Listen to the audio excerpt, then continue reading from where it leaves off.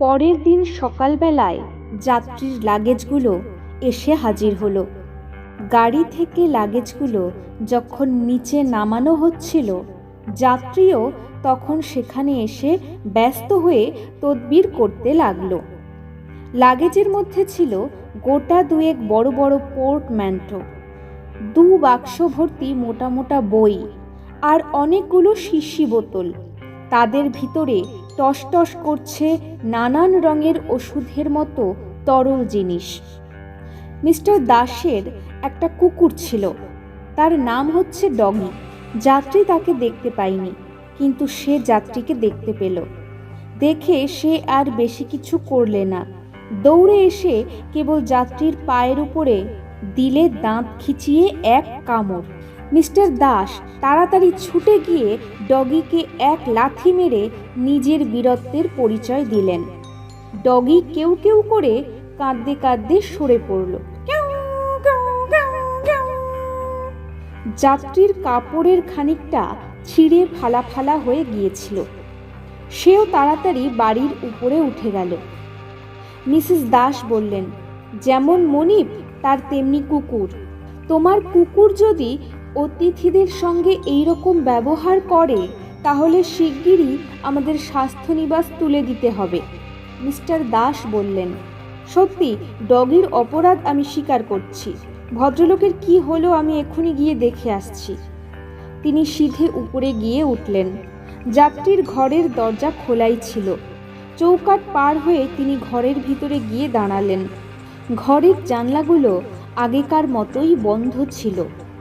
ভিতরের আধা অন্ধকারে স্পষ্ট করে কিছুই দেখা যায় না, কিন্তু মিস্টার দাস যেন কি একটা অদ্ভুত জিনিস দেখতে পেলেন।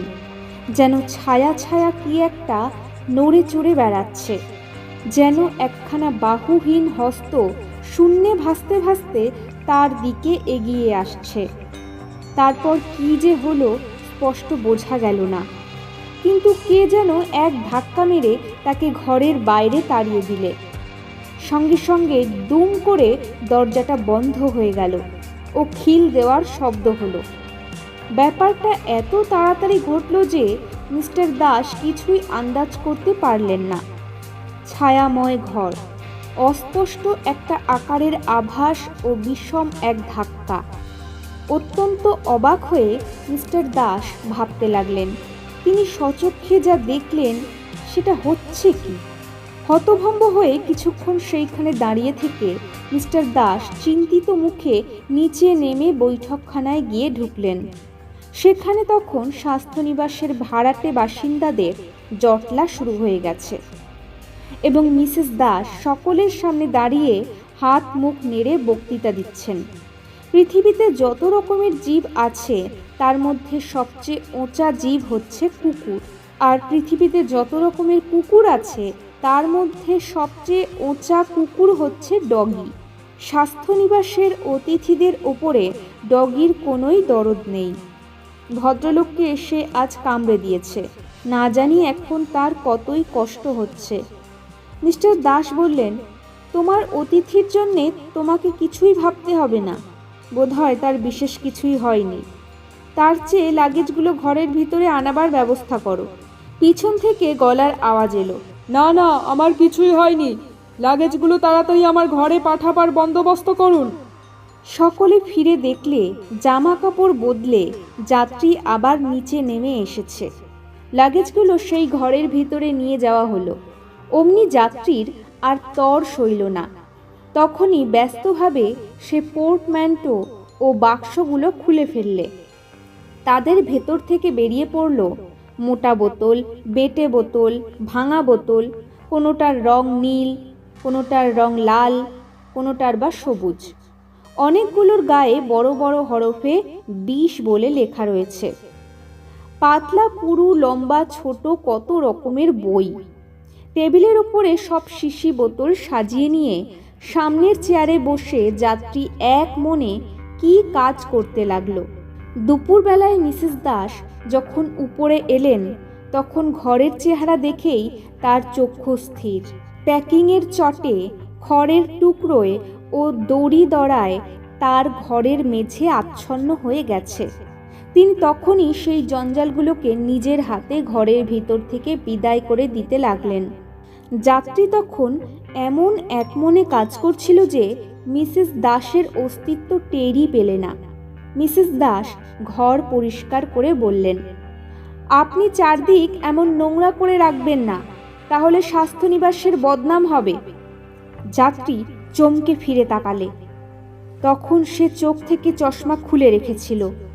মিসেস দাসের মনে হলো তার চোখের কোটরে যেন চোখ দুটো নেই, খালি দুটো গর্ত। মিসেস দাস ভাবলেন তারই দেখবার ভুল। যাত্রী তখনই চশমাখানা আবার পরে নিলে। তারপর বললে, আপনি সাড়া না দিয়ে ঘরের ভিতরে এলেন কেন? মিসেস দাস বললেন, আমি সাড়া দিয়েছিলুম, আপনি শুনতে পাননি। যাত্রী বাধা দিয়ে বললে, হতে পারে, কিন্তু সামান্য একটু শব্দেই আমার কাজের বড় ক্ষতি হয়। মিসেস দাস বললেন, তাহলে তো আপনি এক কাজ করতে পারেন। এবার থেকে আপনি যখন কাজ করবেন ঘরের দরজার ভেতর থেকে খিল দিয়ে রাখবেন। এ খুব সঙ্গত কথা। কিন্তু মশাই, এই খড়গুলো। যাত্রী আবার বাধা দিয়ে বললে, ঘরের ভিতরে খড়কুটো পড়লে তা নিয়ে আপনাকে মাথা ঘামাতে হবে না। যদি কিছু লোকসান হয় আপনি আমার কাছ থেকে টাকা আদায় করে নেবেন। মিসেস দাস কেবল বুদ্ধিমান স্ত্রীলোক নন, তাকে নাছোড়বান্দাও বলা যেতে পারে। তিনি বললেন, কিন্তু আজ এই যে আপনি আমার ঘর দোর নোংরা করছেন। যাত্রী বললে, তার জন্যে আমার 5 টাকা জরিমানা হলো, ব্যাস, এখন আর কোনো কথা নয়। মিসেস দাস খুব খুশি মনে ঘর থেকে বেরিয়ে গেলেন। যাত্রীর কর্কশ কথা ও ব্যবহারের জন্যে এখন আর তার মনের উপরে কোনো দাগই পড়ল না, কারণ এমন 5 টাকা জরিমানা পেলে মনের সব ময়লাই ধুয়ে যায়। এরই খানিকক্ষণ পরে মিসেস দাস যখন আবার যাত্রীর ঘরের সম্মুখ দিয়ে যাচ্ছিলেন, তখন বন্ধ দ্বারের ওপার থেকে হঠাৎ একটা ঝনঝনানির আওয়াজ তার কানে গিয়ে ঢুকল। কে যেন শিশি বোতল সাজানো টেবিলের উপরে সজোরে এক ঘুষি বসিয়ে দিলে। তিনি থমকে দাঁড়িয়ে পড়লেন এবং তারপরেই যাত্রীর গলার আওয়াজ শুনলেন, আমি আর পারছি না, আমি আর পারছি না। এর জন্যে আমার সারা জীবনই কেটে যাবে। অস্থির হব না?